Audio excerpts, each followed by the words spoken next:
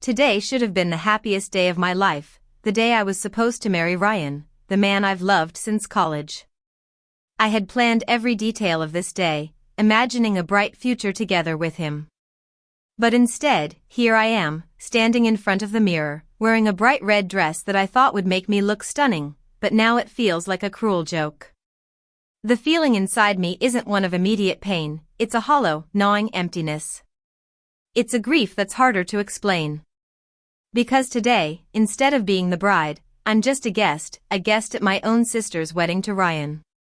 Yes, my sister, the one I've loved and nurtured all my life, the one I thought of as my closest friend, has taken the man I thought would be my husband. I can't believe this is happening. Just a few months ago, I thought everything was perfect. Ryan and I had been together for years, and we were finally going to make it official. We had already started planning our life together. But little did I know, all of it was a lie. It started subtly, at first. Sophie, my younger sister, always asking me about my wedding plans. She seemed genuinely interested, but I thought nothing of it. She was just being supportive, I told myself. We would talk about the colors for the flowers, the venue, where we were planning to honeymoon. She would even joke about how lucky I was to have Ryan, how he seemed perfect for me. I thought nothing of it.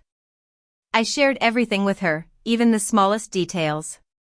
After all, she was my sister, and I trusted her completely. Until that night. That one night when everything fell apart. Ryan and I had just gone to look at potential houses for our future. Afterward, I thought I'd surprise him with breakfast. I figured it would be a sweet gesture to remind him that I was looking forward to our life together. But when I arrived at his place, my whole world came crashing down.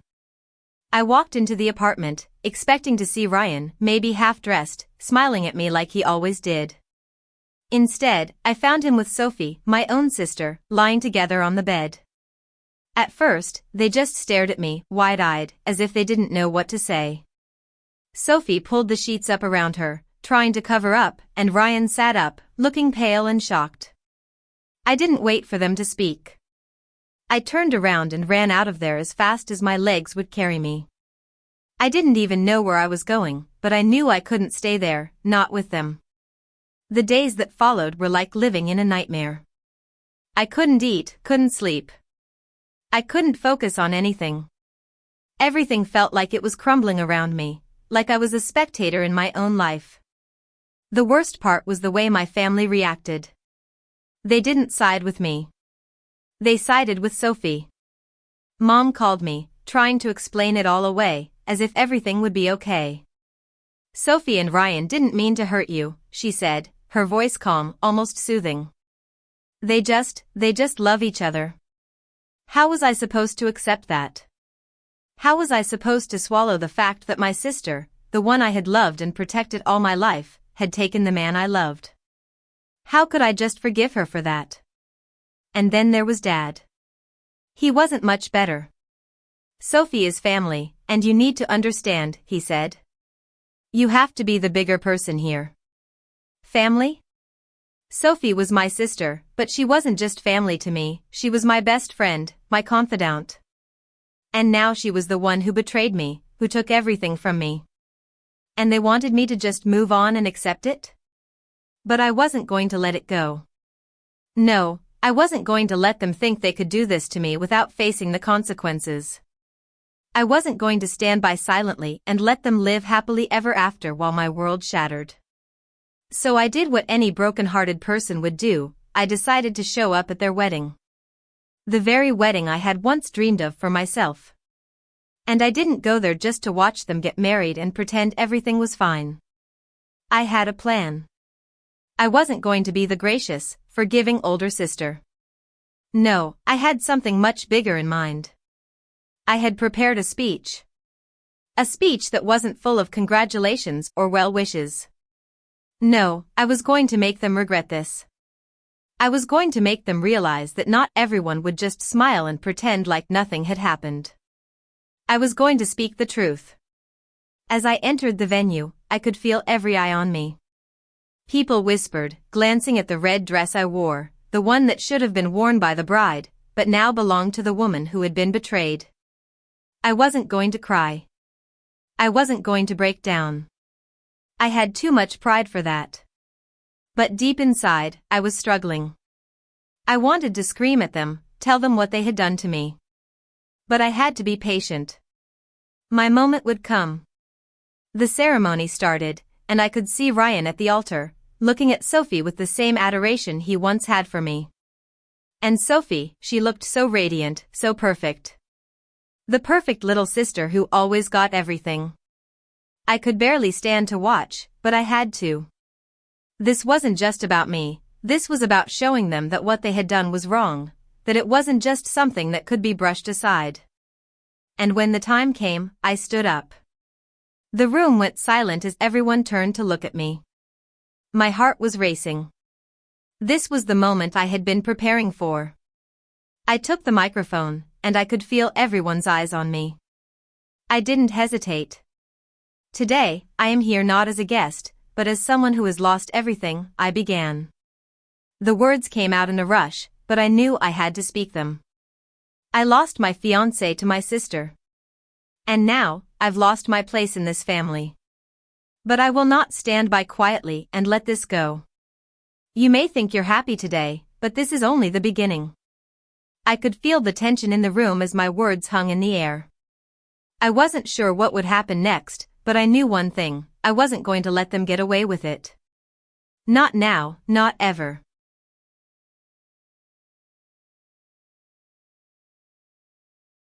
The room fell into an eerie silence after my words echoed in the air.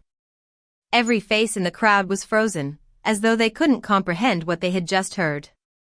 For a moment, I thought I might have made a mistake, but then I saw Sophie's face, her expression frozen, as if the weight of my words had finally reached her. She wasn't smiling anymore. Instead, she looked guilty. But only for a split second. Ryan's face, on the other hand, turned pale, his eyes wide with shock and disbelief. It was almost as if he didn't expect me to stand up and challenge him. In his mind, maybe I had already forgiven him, or perhaps he thought I'd just let this go. But I was far from ready to forgive. Jade. Ryan finally spoke, his voice trembling, as if the world had been ripped out from under him. This isn't what you think. Please, let me explain. Explain? I wanted to laugh bitterly. Explain what? How he had fallen in love with my sister. How my entire world had shattered into pieces because of him. There was no explanation that would make this okay. No words that could repair the damage they had done. I shook my head, glaring at him, my heart pounding in my chest.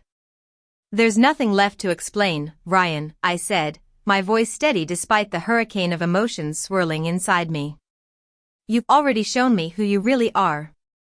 The whispers began.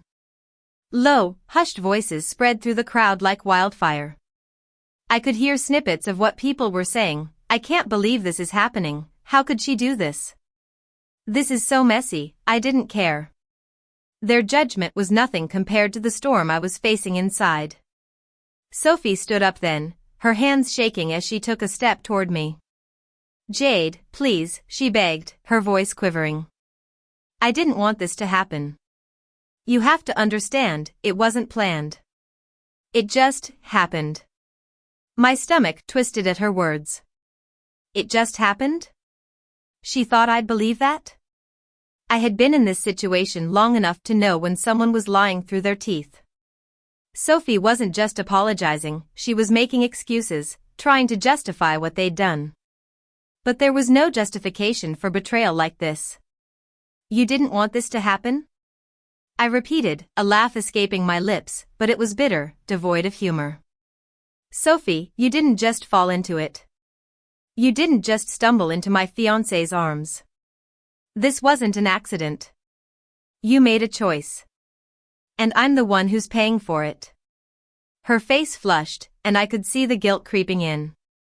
She opened her mouth to respond, but the words stuck. She didn't know what to say to that. How could she? She knew she had crossed a line that couldn't be uncrossed. Ryan stepped forward then, his voice more urgent, as if he thought pleading with me would somehow fix everything. "Jade, you've got to understand. I didn't mean to hurt you. I never wanted this. But my feelings for Sophie, they're real. I didn't choose this. It just happened. I never meant to lose you." My chest tightened, and I could feel my breath growing shallow. Every word he spoke felt like a slap to my face. Real feelings? Was he really trying to convince me that what they had was something meaningful? Something real? "Your feelings?" I asked, my voice shaking with a mixture of anger and disbelief. "You think this is about feelings? This is about lying, about betrayal. This is about you destroying everything we built together, everything I thought we had." Ryan's eyes started to well up, and that's when I realized he was genuinely conflicted. He wasn't just some cold-hearted person who'd planned to break me. But the truth was, that didn't matter anymore. The damage was done. No amount of tears or apologetic words would make up for what they had stolen from me. I turned to face the guests, the people who had gathered here, expecting a celebration. They didn't know the real story, not the one that I had just exposed. I didn't care what they thought of me. I had no desire to impress anyone anymore. "I didn't come here to ruin this day," I said, my voice clear, despite the pain cutting through me. "I didn't come here to destroy what you two have. But I won't be the silent, broken sister. I won't pretend like this is normal. Because it's not. What you've done is cruel, selfish, and unforgivable." There was a long pause, the tension thick enough to choke on. Sophie's face was pale, and she looked like she might cry, but I couldn't find it in me to care. I had spent too many nights crying, too many days feeling like my heart had been ripped out. Now it was their turn to face the consequences of their actions. Sophie stepped back, her gaze dropping to the floor. Ryan was still looking at me, desperate for some kind of resolution, some way to fix this. But there was no fixing it. Not anymore. "I won't be part of this," I said finally, my decision made. I turned toward the exit, not even bothering to look back. "I'm done. I hope you two find what you're looking for. But just know this, it's over." As I walked away, I could hear the murmur of voices behind me. Some were sympathetic, others judgmental, but it didn't matter. I was leaving, and I wasn't looking back. The woman who had been betrayed wasn't going to stand in the shadows any longer. I was taking control of my life. I had to. For me. The cool night air hit my face as I stepped outside, and I felt a strange sense of calm. I didn't have all the answers, and I didn't know what would happen next. But I knew this, I wasn't going to let them define me. I wasn't going to let this moment be the end of my story. I had a future ahead of me.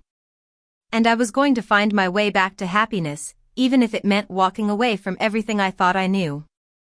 The night was cold and quiet, a stark contrast to the chaos I had just left behind.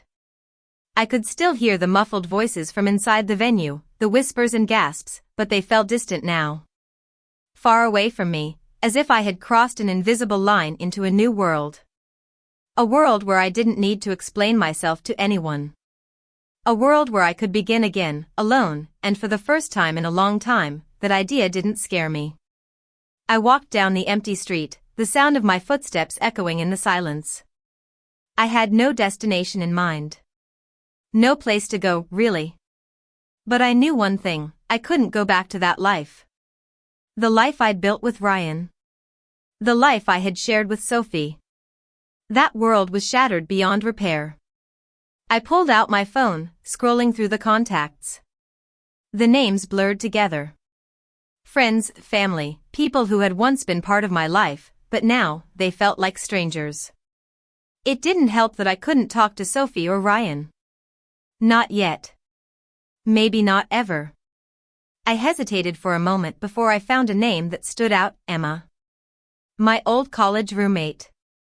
She was the one person I knew who could help me make sense of this chaos. Emma was a no-nonsense kind of girl, blunt and fiercely loyal. The kind of friend who didn't judge, but always had your back, even when the situation was beyond messy. I dialed her number, my fingers trembling slightly. The call rang for a few seconds before she picked up. Jade? What's going on? It's so late. Her voice was concerned but steady, as if she could sense something was off before I even spoke. Emma, I need to talk to you, I said, my voice catching in my throat. Can you meet me? I can't do this alone. I'm on my way, she said without hesitation. Where are you? I gave her the address of a nearby coffee shop that was still open, despite the late hour. It wasn't far, so within 20 minutes, I saw her walking through the door, her dark hair pulled into a messy bun, wearing a leather jacket that screamed I'm ready for anything. As soon as she saw me, her expression softened. Without saying a word, she slid into the booth across from me, her eyes scanning my face for signs of distress. I could tell she was holding back a million questions, but Emma was the type of friend who knew when to let you talk at your own pace. I took a deep breath, steadying myself before I started. Ryan and Sophie, I began, my voice cracking just slightly. They've been together. They've been seeing each other behind my back. I found out tonight. Right there, in front of everyone. Her eyes widened with disbelief, but she didn't interrupt. I could see her mind working, processing the information, but Emma wasn't one for unnecessary words. She didn't need to say, I'm sorry, because I knew she was. She just waited for me to continue. They didn't think I would find out. They thought I was too dumb to notice. But I saw the way they looked at each other. The way Sophie couldn't even look me in the eye when I confronted them. I felt tears welling up again, but I forced them back. There was no time for weakness. Not now. Not when I had to be strong enough to walk away and rebuild. It was the worst thing I could have imagined, I whispered. I thought we were happy. I thought we had a future. But now, I don't know what to think anymore. Emma leaned forward, her eyes intense. Jade, I know this is beyond painful. But you've got to understand something. This isn't your fault. You didn't do anything wrong. You're not the one who betrayed them. You didn't break the trust. I nodded slowly, absorbing her words. It wasn't easy. It wasn't enough to just hear them. But I wanted to believe her. I wanted to believe that they were the ones in the wrong, not me. I can't shake the feeling that I've been living a lie. All those years with Ryan. I don't even know who he is anymore. I don't know what was real. Emma took a deep breath, looking around the coffee shop before meeting my gaze again. Jade, this is going to be hard. No one said it would be easy. But sometimes the hardest thing is realizing that people change. And sometimes, they change for the worse. It's not about you. It's about them. Yeah, but why did they have to do it like this? I said, the frustration rising in my chest again. Why did they have to hurt me this way? Emma's gaze softened. Because people are selfish. And sometimes, they don't think about the consequences of their actions until it's too late. But you can't let them control your life. You can't let their choices destroy you. You have to take control back, Jade. Her words hit me like a ton of bricks. She was right. The moment I let Ryan and Sophie's betrayal consume me, I was giving them power over my life. And I couldn't do that. Not anymore. What do I do now? I asked, my voice barely a whisper. Now, Emma said, with a decisive nod. Now you take your time. You let yourself heal. But then you rebuild. You take everything that's left of you, all the strength you can find, and you make something new. You're stronger than you know, Jade. And whatever happens next, you don't need their approval to be happy. You get to decide what your future looks like. I stared at her, a feeling of clarity slowly beginning to settle in. I couldn't change the past. I couldn't make Ryan or Sophie regret what they had done. But I could choose how to move forward. I could choose how this story would end. I'm not going to let them win, I said quietly, but with conviction. I'm going to make my own life. A life that doesn't revolve around their lies. Emma smiled, her eyes proud. That's the spirit. As we sat there, talking late into the night, something inside me began to shift. For the first time in a long time, I felt a flicker of hope. It wasn't going to be easy. The road ahead would be long and filled with pain. But I knew one thing, I wasn't going to let this define me. This wasn't the end. It was just the beginning. The days that followed were a blur, like moving through a haze. I didn't know what I was supposed to do next, but I knew I couldn't stay still. Emma's words echoed in my mind, reminding me that I didn't have to be the person I was before. I could reinvent myself. I could build a life on my own terms, without Ryan and Sophie clouding everything. At first, it felt like walking through quicksand. Every step I took felt heavy, like the weight of the betrayal was pressing down on me, trying to pull me back into the past. But then, little by little, the weight started to lift. It didn't happen overnight. Healing doesn't work that way. But I began to make decisions. Small ones at first, changing my routine, getting out of the house more, forcing myself to smile when I felt like crying. Slowly, I started to reclaim pieces of myself that I had lost. I found comfort in small things. Morning walks by the lake, the sound of the wind rustling through the trees, the smell of fresh coffee. I spent more time with my old friends, the ones who had never let me down. People who didn't know Ryan and Sophie, people who didn't carry the weight of that history. They saw me, not as the girl who had been hurt, but as someone new. Someone strong. One afternoon, about 2 weeks after the wedding disaster, I decided to finally face the truth. It was time to go through my apartment, the place Ryan and I had once shared. I had avoided it for days, dreading the thought of packing up everything that reminded me of him, but I couldn't put it off any longer. If I was going to move on, I needed to start with the space I lived in. I walked into the apartment slowly, the familiar scent of old furniture and stale air hitting me first. The apartment felt cold without him there, and the silence was almost suffocating. I stood in the doorway of what used to be our bedroom, my eyes landing on the bed. The bed where we had spent so many nights together, talking, laughing, and even fighting. Now it seemed like a ghost of what it once was. I took a deep breath and forced myself to walk further in.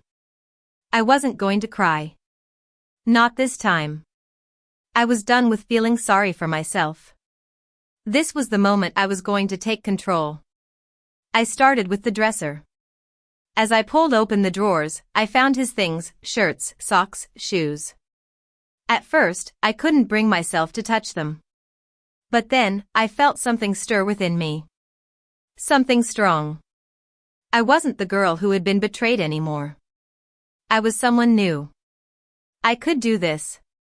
I threw his clothes into a trash bag, one item after another, not caring about the memories attached to them. It was like I was shedding a skin, letting go of everything that was holding me back. I moved to the closet next.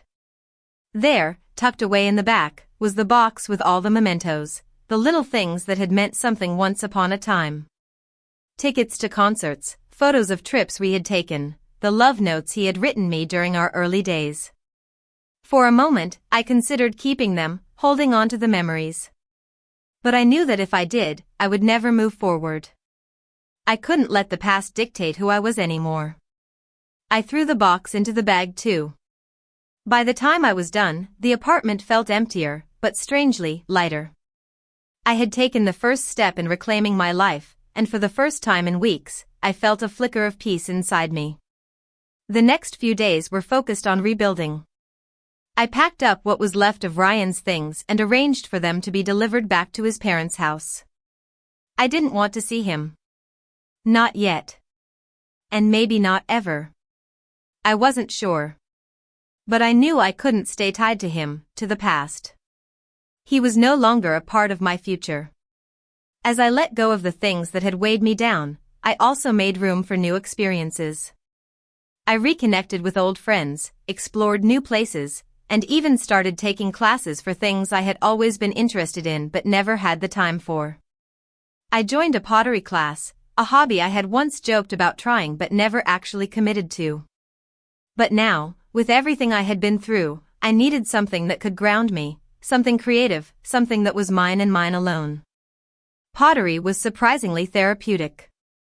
It was slow, methodical, and calming. I would sit there, my hands shaping the clay, focusing on each movement. It was a perfect escape from the noise in my head. I could let go of everything for a while and just be present. And, as the days passed, the pieces I created began to take shape, just like me. I also started thinking about the future.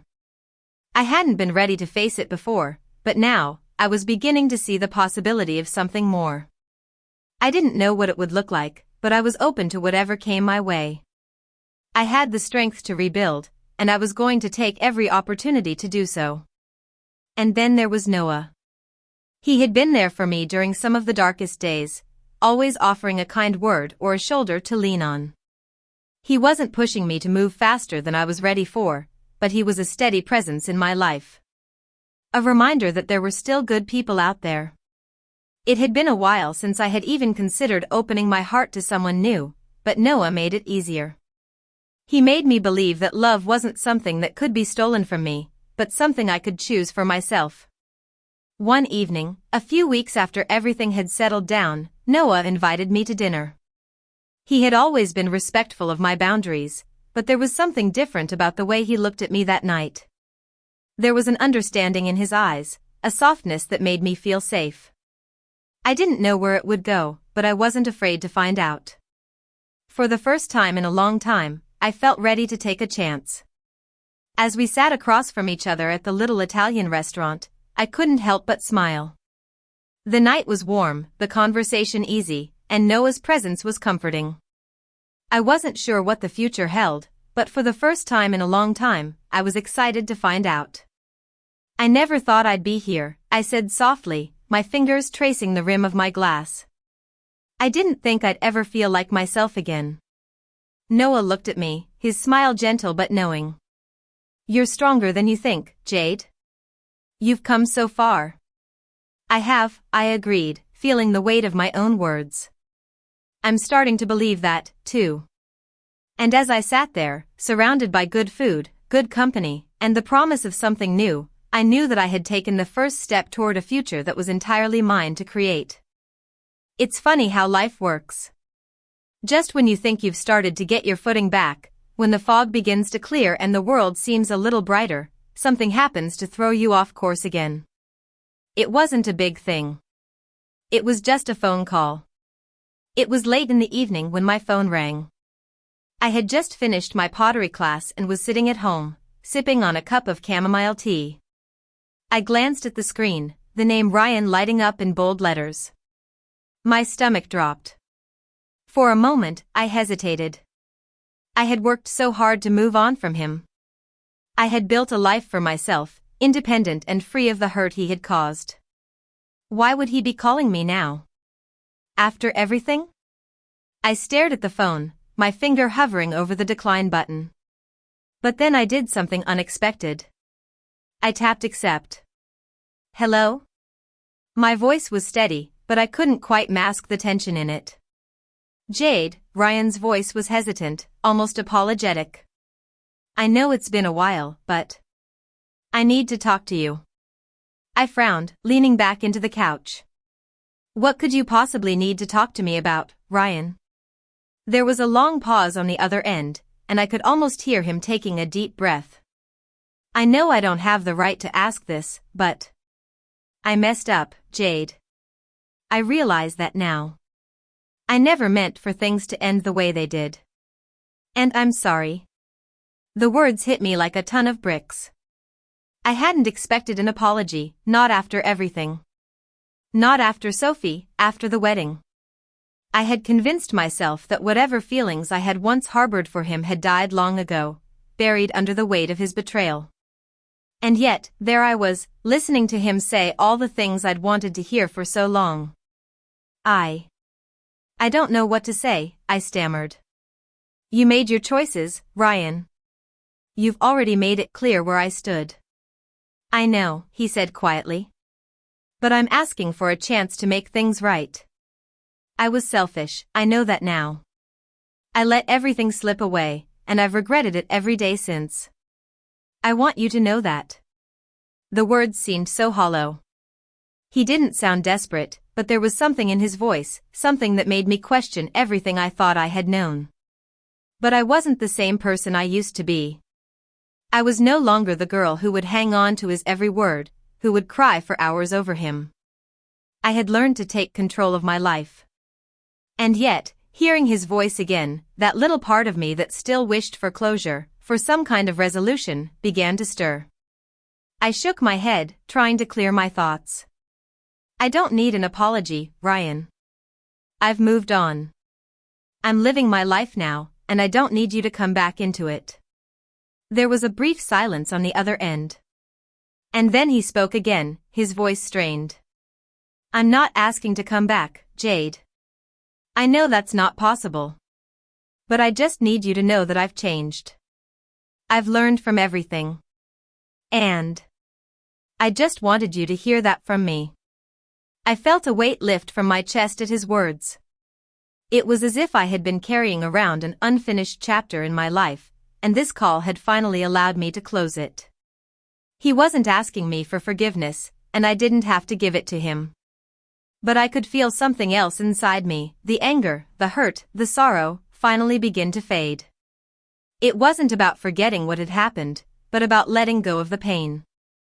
Thank you for saying that, I replied, my voice soft. But I can't keep holding on to the past. I'm done with it, Ryan. There was a long pause before he spoke again, this time more quietly. I understand. I just hope, one day, you can find it in yourself to forgive me. I didn't say anything for a moment. I thought about it, about everything he had put me through, about the years I had spent hoping he would choose me. But I didn't want to dwell on that anymore. I had let go of it all. I was free. I don't know if I'll ever forgive you, Ryan, I said finally. But I'm okay with that. I'm moving forward. And I think that's what matters. We exchanged a few more polite words before I hung up, my fingers lingering on the end button for just a moment. There was a sense of finality in the call, but there was also relief. I didn't need Ryan's apology to move on. I had done that on my own. The phone call had been the last thread connecting me to the past, and now it had been severed. The next few weeks passed in a blur. I focused on my pottery, my friends, and the new life I was slowly building for myself. Noah and I spent more time together, but there was no pressure. He respected my need for space and time, and I appreciated that more than I could express. With him, I didn't feel like I had to be anything but myself. One evening, as we sat on a bench overlooking the lake, Noah turned to me with a smile. You know, I'm really proud of how far you've come, Jade. I met his gaze, a soft smile tugging at my lips. Thank you, I said, my voice quiet but genuine. It hasn't been easy.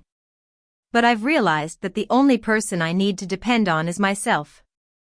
You've always been stronger than you thought, Noah said. And you're not alone. You've got me, and you've got your friends. For the first time in a long time, I believed him. The darkness of the past was finally behind me, and I was no longer a prisoner to the memories that had haunted me for so long. I wasn't just surviving anymore, I was living. A few weeks later, I found myself at the edge of something new. Noah and I had been seeing each other more frequently, and I began to feel something stirring in my chest that I hadn't felt in a long time. Could it be love?